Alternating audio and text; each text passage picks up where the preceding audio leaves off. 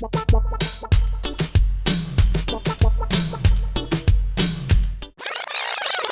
c'est le marigot, on appelle, hein, que je connais, moi.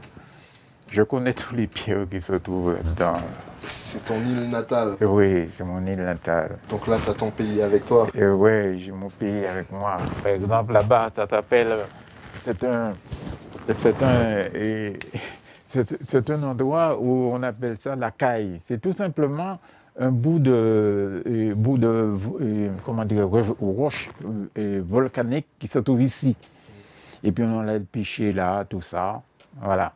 Et puis toutes les pierres qui sont là, moi je le connais, tout. Celui-ci, il y en a là. Et quand j'étais petit, il y a ça aussi, il y a comment dirais-je, il y a ici, quand la mer arrive très brutalement, les vagues, la terre qui descend un peu, il y a des pierres qui sont sorties, qui sont là un peu. Ah, je connais tout. Ici, il y a une petite rivière, tout. Et toi, t'as dessiné ça par tes souvenirs? Ouais, souvenir. Du moment qu'on le fait une fois, ça reste dans la tête et puis on le fait. Hein. Oui, il y a une exposition, je ne peux pas, mais... Sur quel thème?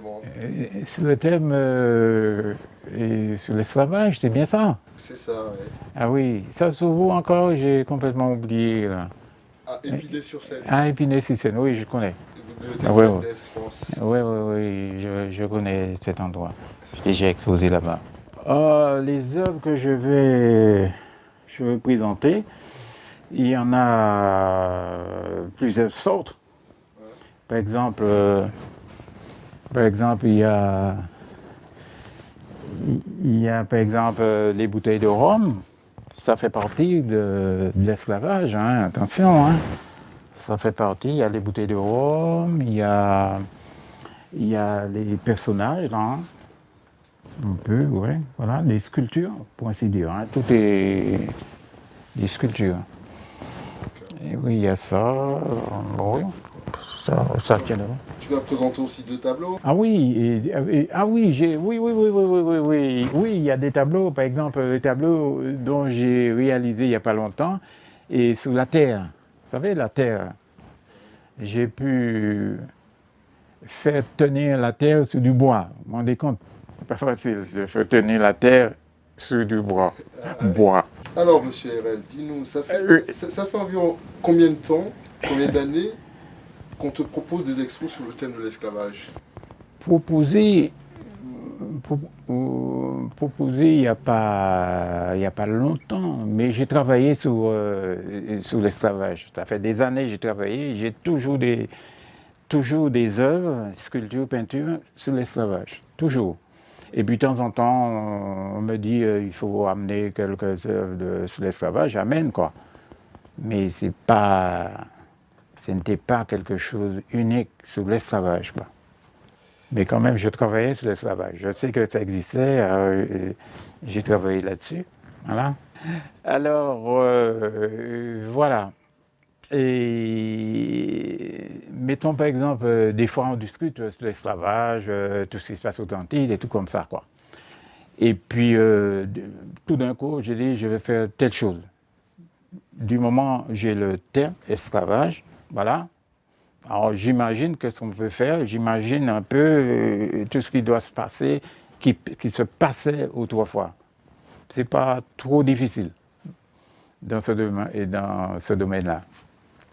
Mais quand tu dis c'est pas trop difficile, parce que ces souvenirs-là, ils te viennent comment? Parce que toi, t'as pas vécu l'esclavage directement, mais est-ce que c'est par rapport à des choses qu'on t'a racontées? Est-ce que c'est par rapport à des choses que tu as lues? Comment justement tu penses que, tout à l'heure tu vas nous en parler à travers une œuvre, mais comment toi, comment tu le vis ça en fait?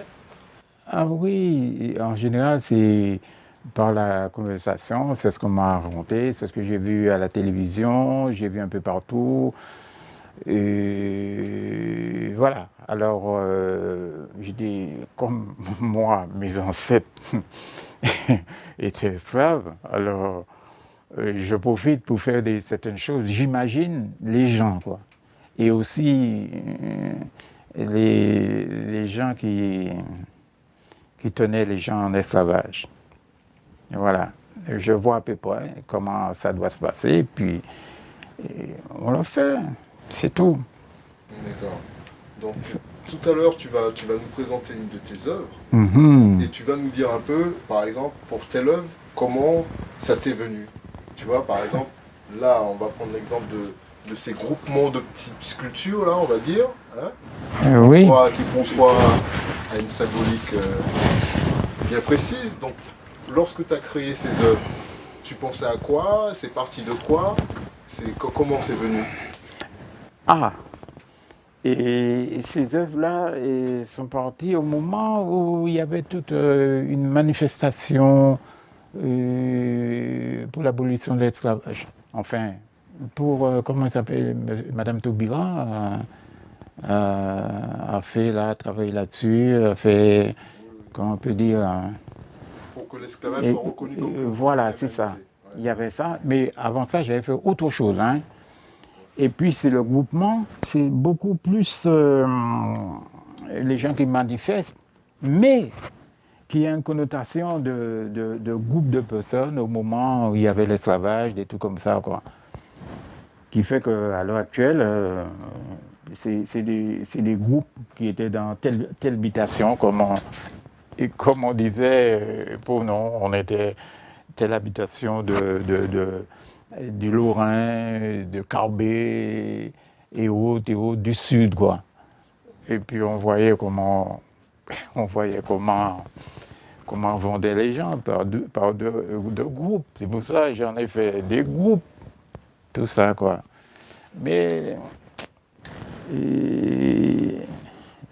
c'est un peu ça. Voilà. D'accord. Voilà. Donc, Monsieur RL, ça fait pas mal d'années que vous êtes en France. Oui, ça fait quelques jours quand même. Quelques jours, ouais. Ah oui, oui, oui. Si on compte en jours, ça fait pas mal. Hein. Ah oui, oui, ça fait des années quand même. Voilà. Ça fait des années. Donc, tu as un peu vu ce qui se passe au niveau de la culture, on va dire, si on peut dire qu'il y a un art entier. Est-ce que je peux dire qu'il y a un art entier à Paris, par exemple? Ah, moi je peux dire oui, hein. Oui. Ah oui. Et- Oui, un art antillais, oui. Parce qu'on a une façon les Antillais, non? On a une façon de présenter les choses. Il y a les couleurs qui jouent, il y a les formes. Ça a une connotation quand même, ça a un rapport, ça a une expression antillaise, hein, des Antillais, même si on veut ou on veut pas, il est là-dedans. D'accord. Ah oui, sûr. Et justement, toi, comment tu vis l'évolution justement de l'art plastique antillais à Paris? Comment tu le vis en tant qu'artiste peintre, toi-même? Comment je vis? Comment je vis? Moi, je sais que, par exemple, il y a beaucoup d'Antillais, hein, il y a beaucoup de peintres antillais qui ont beaucoup de boulot. Ils ont travaillé beaucoup. Leurs ateliers sont remplis avec des œuvres. Alors, je pense que là, il y a une évolution. Mais c'est à nous d'organiser, de montrer, de nous faire connaître. Et voilà, il y a du boulot. Les gens travaillent. Nous, nous travaillons dans notre atelier, on a des choses, on a un bon boulot.